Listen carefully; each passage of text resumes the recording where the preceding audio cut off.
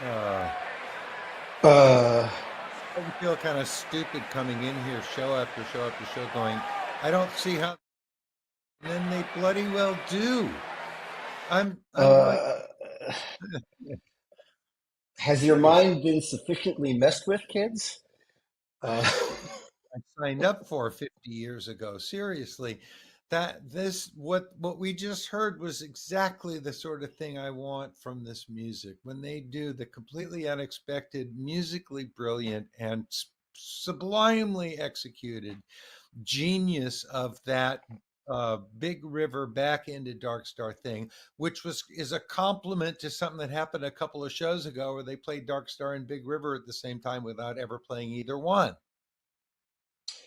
yeah, I mean, it's we thought we had a great joke played on us in Boston the other night, but then they dropped this punchline on us, and that's Oh why these guys have man. been cracking me up for 54 years now. Oh, I just and musically it was so great. But John was playing, licks from a Big River that's or licks from Dark Star that sounded like Big River licks. It was just so neat. Well, I It's joked to like you David play. when they were actually playing Big River, the song, as we expected it. I texted David and said, "Wait, why are they singing these strange words over the chords to Dark Star?" Because they were playing, and then they went and did it.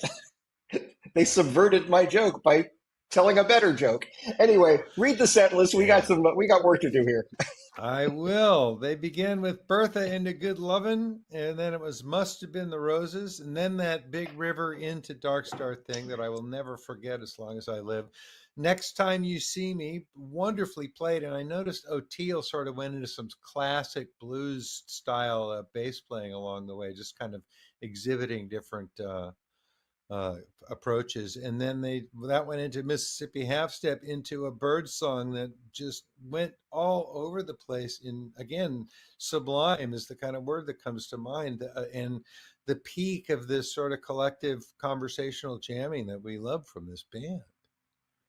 Yeah, John told me mid tour he was finding these spaces where it felt like, if Miles Davis walked on stage and started playing 1970 Bitches Brew style material, he would fit right in. And that Bird song had a lot of that feel to it. I would say, Um, and then I thought I guess Bobby thought they weren't going to have time for the last song, but John started it, and then I guess they said, "Okay, we better do it," and they did it. But yeah. they ended with "Don't Ease Me In." For those who don't know, so we're on Nugsnet, and we're asking you to check out what Nugsnet has to offer. And this live stream, I'm sitting here watching it from home, and I watched the entire tour from home here, and it's just been a wonderful experience. The camera work is terrific. The audio mix is spectacular, and you get to see the audience, you get to see all the musicians, see them in motion and in interaction with each other, and it's just delightful. And then also, if you're interested, you can download the audio in a bunch of different formats, and they have a giant streaming service that's full of lots and lots of different music, including a nearly complete archive of Dead and Company's live performances going back to 2016.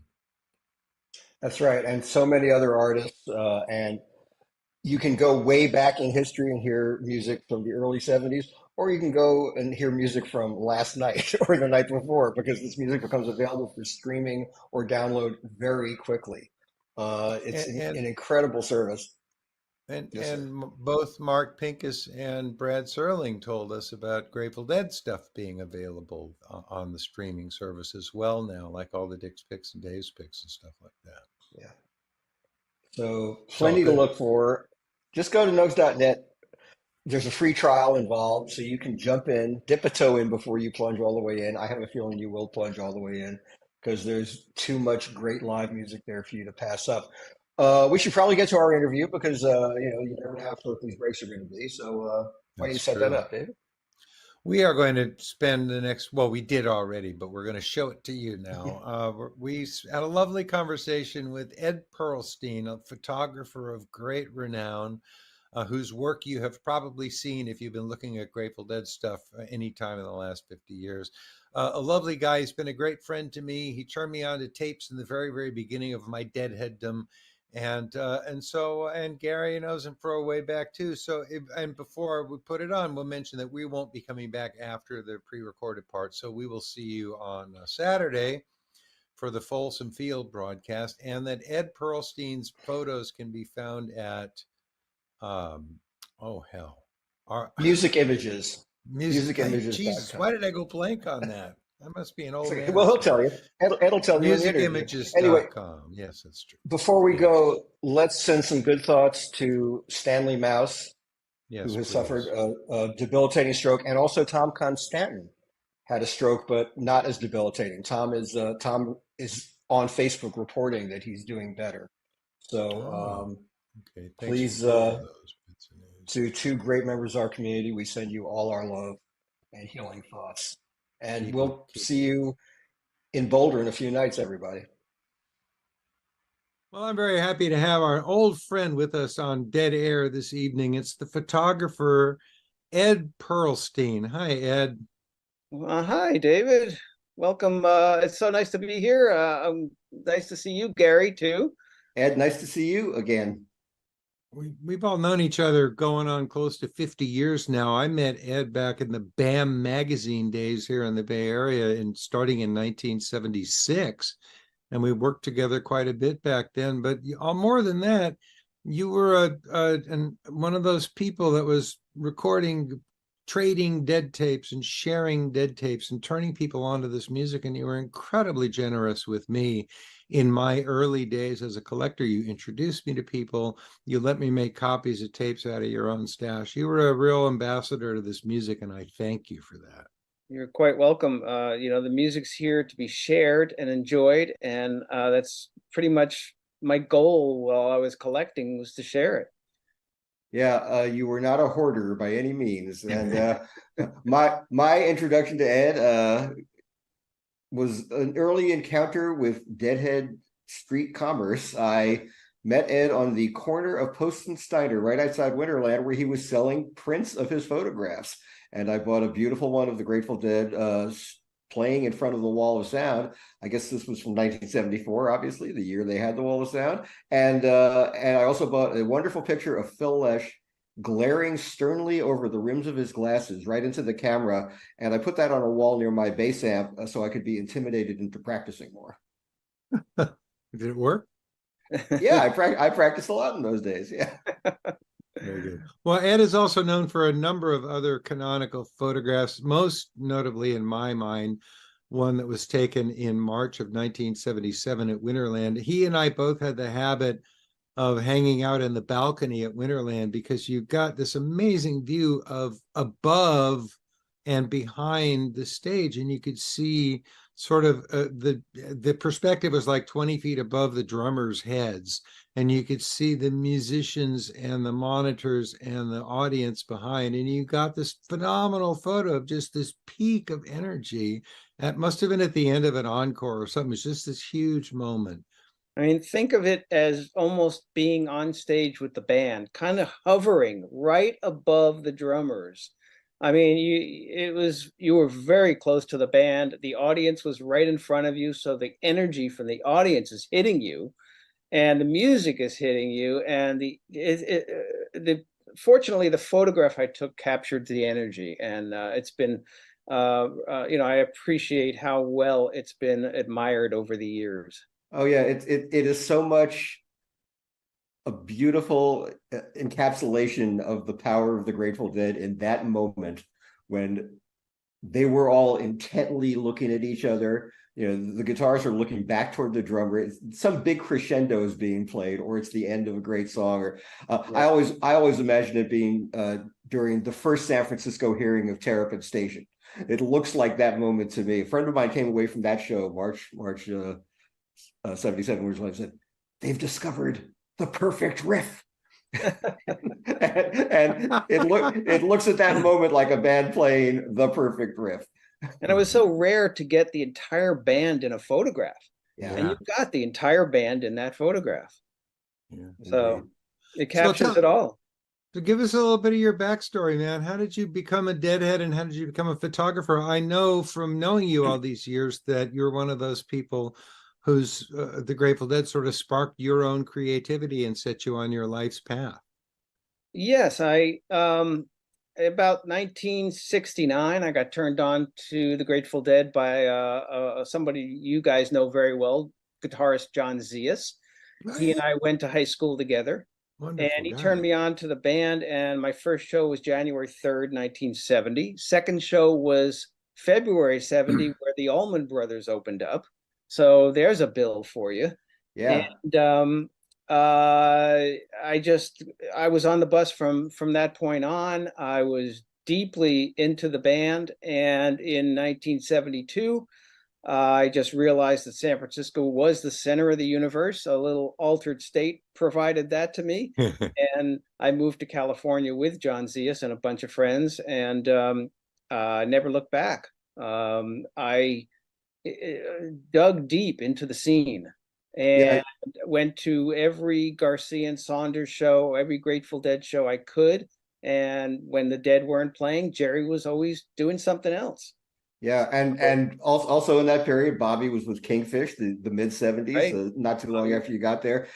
You could always see someone from the Grateful Dead doing something, and your experience so resonates with mine. The two shows you mentioned at Fillmore East, I was there too. We may have been a row or two away from each other for all we know, and I think I was pretty captivated by the whole idea of the San Francisco scene, from the first Jefferson Airplane singles hitting and all that stuff, and hearing dispatches from friends who had been there. But when Fillmore East opened, it was as though a magnet had been installed in San Francisco, and I was feeling its inexorable pull. I knew it would eventually suck me out there. It took a few years. I got out there in 1974, but Fillmore East really whetted the appetite for what was coming out of San Francisco. Fillmore East was so wonderful, just so wonderful in allowing me to hear some amazing music, some typical wild Bill Graham programs of Mm-hmm. putting different musicians together and different genres together.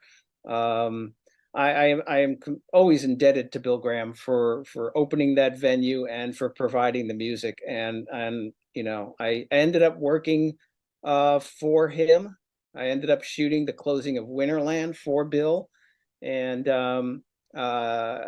keep continuing to go to a lot of his shows and photograph those shows when I moved to the Bay Area. Well, so tell us when photography entered the picture. So about 1975, someone let me use a 35mm camera. A friend of mine, Bob Marks, a photographer for the Dead, also was taught me how to use the camera. And together we went to the free Grateful Dead concert in Golden Gate Park on September 28th, 1975. And I talked my way on stage and got to just hang out by Keith and Mickey. I was already friends with Mickey, so it wasn't that weird. Got to hang out over there and shoot towards Garcia because he'd be looking at Bobby and Phil, and so I got a lot of great stuff. Some of my most appreciated photographs are from that gig, and it was probably one of the first gigs I've ever shot.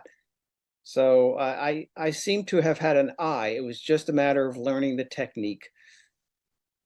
Well, it was only a year and a half or so later that you were, even less maybe, that you started contributing photos to BAM magazine, which is where I ran into you and where we wound up doing a lot of things together, working on the same acts, same venues. We went to LA together to interview Bob Weir, and that was Yes, we great did. fun. That So, was a lot of fun. It was one day. We went to LA, interviewed Weir at his apartment, interviewed him at the recording studio where he was recording "Heaven Help the Fool," and I shot pictures for that day in both locations, and then we flew home, and that was that. But yeah, it was a fun day, yeah. yeah. Yeah, and BAM was sort of the nexus of a lot of Bay Area converging lines. People who started working together in music journalism, and David and Blair Jackson and people like that. A lot of great photographers shot for BAM, and that was really halcyon days for music journalism in the Bay Area in general. There were great writers for the San Francisco Chronicle and Examiner.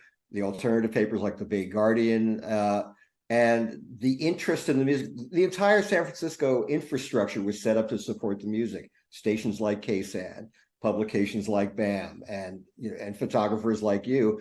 And you were sort of, you mentioned Bob Marks. We are very fortunate, those of us who love Grateful Dead history and Grateful Dead imagery, to have benefited from so many photographers who kind of specialize in the Grateful Dead, starting with Rosie McGee, and then people like Baron Woolman, whose portrait of Jerry Garcia is right behind you, Gene Anthony. Recently, a whole stash of pictures by Ron Racco, who was not known as a photographer. Those are amazing. Was a Grateful Dead manager and record label exec. So you are one of the people who came up a little later than those people, and you provided an important bridge between them and people today like Jay Blakesberg and Bob Minkin, who are, very much immersed in the world of shooting the dead. Right, right. And I only shot for maybe 6-7 years, something like that, before I realized that I needed to support my family, because my girlfriend had a kid, and then we got married, and so I had to get a job that supported them. So photography went to the back burner. But I really packed a lot into those, 5 or 6, 7 years, and shooting for Bill Graham, shooting all the events like Led Zeppelin and Queen and Bruce Springsteen, and then shooting for the Dead, and being involved in their albums or the books or CDs that would come out. They used a lot of my photographs too. Yeah. And your stuff is available online. You shot a lot of different music acts in those active years you had. Please let our viewers know where they can look for your stuff and buy photos if they're interested. My photography is available at musicimages.com. So you can check it out there. There's a lot of Grateful Dead there. A lot of stuff from, there's some stuff from the session you and I went to in LA with Weir. There's some stuff from a rehearsal that I was invited to in San Francisco in '76. There's images when the Dead let me shoot from the stage, which was a very rare honor. It happened to be in '77, June 8th. It happened to be my birthday. And they invited me on stage to shoot the show, and it's a rare honor. Yeah. So there's photographs from basically the latter part of the '70s. But not just the Grateful Dead. You got lots of other different acts. Yes, like I mentioned, Springsteen, Queen, Led Zeppelin, a ton, and a lot of jazz too, because for BAM magazine I was blessed with being able to shoot the 3 years of the Berkeley Jazz Festival. So I got Dizzy Gillespie, and I got Herbie Hancock, and I got Carlos Santana and John McLaughlin playing the same guitar on stage, together. It's just a lot of great stuff, and you could check it out at musicimages.com. That's great. Yeah, no, that was such a period where there was great music available every single night. If you think about Bill had Winterland and Berkeley Community Theater and the Greek. The Keystone family had 3 clubs operating all at once. The Great American Music Hall. It was just a really rich time for venues, and you could go out every night if you had the means and the stamina. And a photographer could just capture so many different genres of music. God, yeah, it's true. And it was not that hard to do because there weren't restrictions on photographers like there are today. So it was a lot freer. I could bring a camera into Winterland with no problem. Nobody would say a word. It's true. And I was a writer, and I got to bring a camera along, and so I was a freelancer, so I got to take pictures and sell them along with my interviews and stuff. But yeah, it was none of this first 3 songs, and there were a lot of restrictions that came down after the years when we were doing. I mean, hell, I was the years when record labels would fly people like us across the country to interview and photograph their subjects. I mean, it was a whole different freaking universe. Really. Really. Yeah, really was. And there was also, the bands were sufficiently local and not sufficiently iconic that they weren't surrounded by phalanxes of security. and you could actually get pretty close to them if you behave in if you geeked out over them, then you made yourself too noticeable. But Right. if you looked like you belonged, even if the list said you didn't belong, you could probably get away with it, Yeah. and you told us, you had a fair amount of chutzpah in that regard, and that you just developed a comfort zone and not making yourself obtrusive, but being in the right place. Right. And it also helped to have a press pass through BAM magazine, Right. or to be working for Bill Graham. I mean, you were either with the promoter or press, you would get access. You get access to the stage or the photo pit or backstage, and you were trusted until you did something that took away that trust. But I was trusted pretty much, and I got some great shots because of it. You did. You really did. Listen, you've got 2 radio shows. I wanted you to talk about those too, because they're available not just in Petaluma, California, but online. So everybody seeing this could have access to them. That's right. In my retirement, I'm doing 2 radio shows. I have a jazz show on Mondays at 4 p.m. Pacific on KPCA FM. And I have what I call a live archive show on Fridays at 5 p.m. Pacific, kpca.fm. And the good part is you can listen to this stuff. You can stream it after the fact at mixcloud.com/live archive show or mixcloud.com/jazzed. And the live archive show is really kind of a cool show because I've been collecting concert recordings for like 50 years. And you started off this show telling how I shared my recordings with you. And those were all Grateful Dead. But I've been collecting many genres of music, including jazz and blues, and collecting it from all over the world, trading cassettes back in the 70s and 80s with people from Japan and England and France and all across the US. So I have this huge collection and I wanted to share it with people. And so I created the live archive show, and I play live concert recordings from various bands each week. So I think that if you want to tune in, check it out at kpca.fm. If you want to stream it, mixcloud.com. Beautiful. And I really appreciate that you're giving such a forum to jazz. As you know, I'm a fellow jazz freak, and I wore my Village Vanguard hat just for you as a New Yorker and a jazz fan. But that is music that needs to be heard, and I'm glad that people who love the Grateful Dead are also spreading that music to other people. That's an important thing to me. The Grateful Dead have been a portal to so many different kinds of music. The Grateful Dead has definitely been a portal because, they taught me about jazz. Jerry taught me about bluegrass. I mean, they taught me so much about different genres and it expanded my mind to those other areas of music I would not have probably looked at otherwise. Yeah, very true. Listen, Ed, we have to stop this now and turn the stage back over to the band, or turn the channel back over to the band, who are going to begin the second set in a few minutes. It's really been fun talking with you, old friend, and we'll remind people they can look for your stuff at musicimages.com, mixcloud.com/jazz, and mixcloud.com/live-archive. Is that right? Live Archive Show? Live Archive Show and Jazzed, Jazzed. Jazzed. Oh, I'm glad we got that. Jazzed with the ED at the end. Yeah, check it out. Thank you, Ed Peristeln. It's a labor of love, and I enjoy doing it. I love music so much. And thank you guys for having me. Great to see you, Ed.